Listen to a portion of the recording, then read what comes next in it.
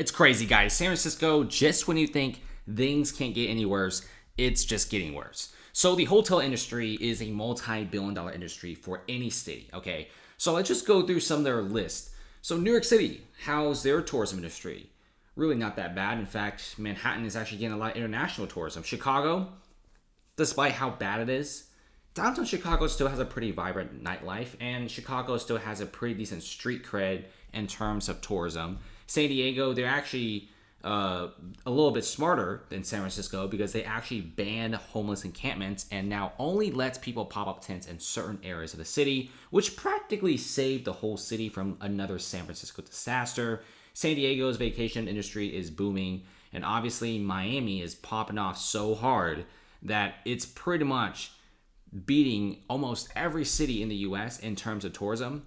And also Messi's here, right? So you also have a massive soccer fan crowd as well. So San Francisco, what's going on here? Because crime, homelessness, if you guys haven't keeping up with the channel, you probably have seen several clips and videos of mass homelessness, lots of fentanyl, drugs, people doing crack on the streets. It is a crazy city. And what's worse, obviously every single city has crime, but the worst part is the city doesn't care, right? Charges get dropped all the time for crimes that'll probably get a person several years in jail in other cities. Now look at this, okay? The hotel industry is so screwed.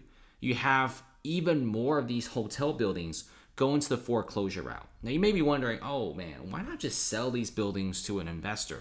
Here's the thing, not a single investor is crazy enough to buy a San Francisco hotel building, even at 50% off. And if you look at the bookings for San Francisco hotels, apparently it's like down 23-25%. And people are saying that Airbnbs are worse. So if you guys think the hotel industry being down 25% in San Francisco is bad, wait till you hear some of the horror stories about the Airbnb and Webull situation. People say they're down 90%. Okay, that's crazy. So the bigger hotel chains obviously do a little bit better because there's still some international investors in San Francisco. They have to go there for work, right? There's still a few tiny portions of tech that's still left. So some of these hotels still get some business, but it's dropping fast with estimates that towards the end of the year, if the situation doesn't get any better, which it probably won't because they're so lax on these laws, we're probably going to be seeing hotel bookings go down like 30, 40, even 50% compared to 2019. Airbnbs are dead, okay? If you go on Airbnb, you see more price cuts than regular prices. And a lot of Airbnb owners, even in the good parts of town, said before the pandemic, they were renting like 25 out of 30 nights a month. Now they're renting 3 nights out of every 30 nights. That is pretty bad, okay? And it sucks for these guys because they can't even sell the units. They can't even sell these condos to other people. If they do, they have to sell it for one of the fattest losses ever. And a lot of these buildings, they're listed for like 1.4 million. I guarantee you could offer them 20%, 30% off. And some of them, in fact, a lot of them will probably say yes to this. And look at this, okay? So you got Park 55. This is not like a crappy hotel. Guys, we're not talking about crappy Hotel 6. We're not talking about those, sketchy hotels. We're talking about like high-end hotels. Now, if you check out this hotel, let me just show you how massive this is. Look at how massive that hotel is, right? This is Park 55. And this is going to be a 3,000 unit hotel. And there's 2 different buildings owned by Park Resorts. And Park Resorts, they're going broke, okay? This building, okay, probably iconic in San Francisco.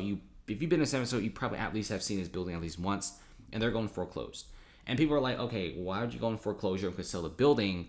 Park Resorts said that the building is worth less than half the price they paid for. The mortgage they owe the bank is like worth 2 to 3 times more than the building. And they pretty much defaulted on $725 million of loans. They're like, screw this. We're done. We're done with the city, and we're leaving.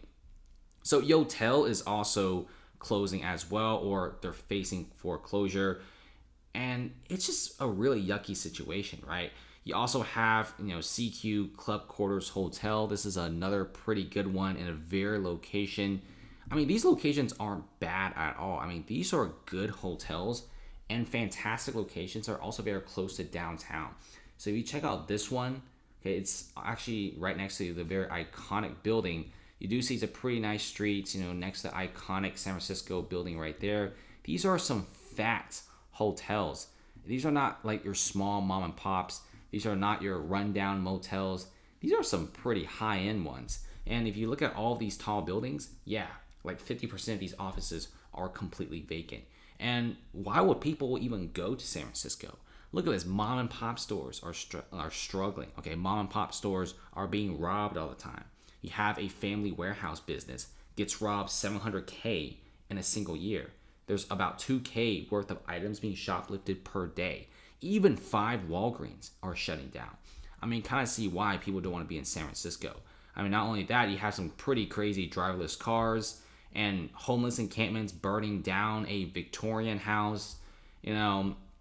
This stuff, it's crazy. This is like from like a zombie movie, according to a lot of people. I mean, people are just sick and tired of the Bay Area. And I get it, guys. Every city has crime.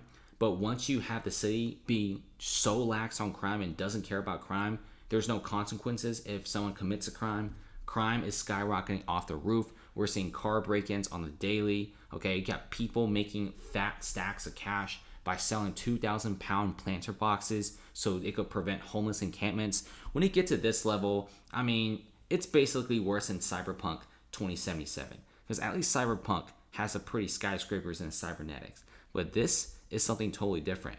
I mean, the city's priorities aren't straight either. I mean, when Elon Musk put that massive X, they launched a police investigation and they got a lot of personnel. But then when you have situations like people being assaulted or business owners calling for help because there's just people sleeping outside their store and people just defecating outside the store, the city's like, yeah, we're just going to pretend we didn't hear that.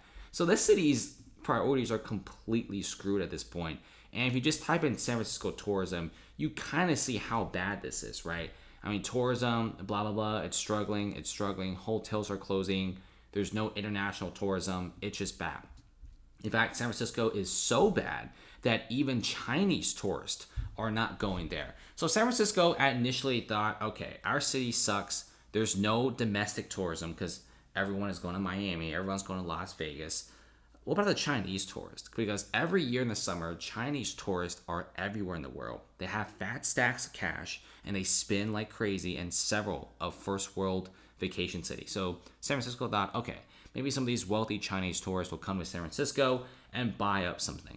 But apparently Chinese tourists weren't stupid. They know that San Francisco is pretty bad. Apparently the first wave of Chinese tourists went to San Francisco like super early. It's like January or like spring of this year, and they went to like their micro blogging site Webull and they talk a lot of crap about it. Okay, if you go to those sites and you translate what they say, they all say that San Francisco was basically worse than a third world country with needles, tents. They couldn't believe it. They couldn't believe America's tech capital deteriorated like this. If you check out China's tech capital, it's like pristine. You won't see a single piece of rubbish, and it's embarrassing for us, for real. San Francisco should not be like this. San Francisco should be clean, pristine, and have a lot of tech. But let's be real.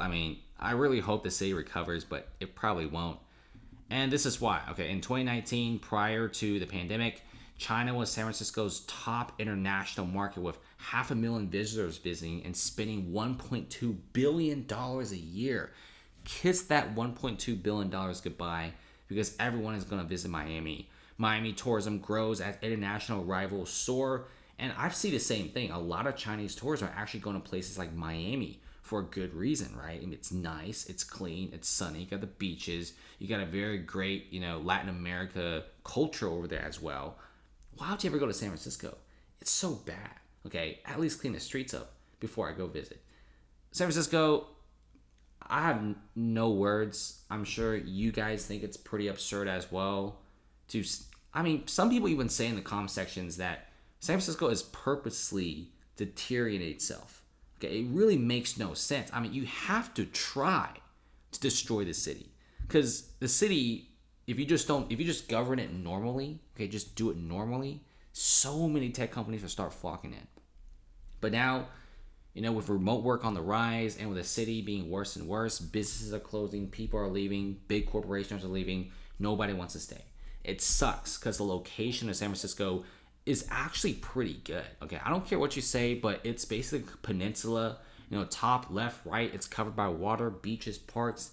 Location's fantastic, but the city's running itself to the ground. And hopefully they fix themselves.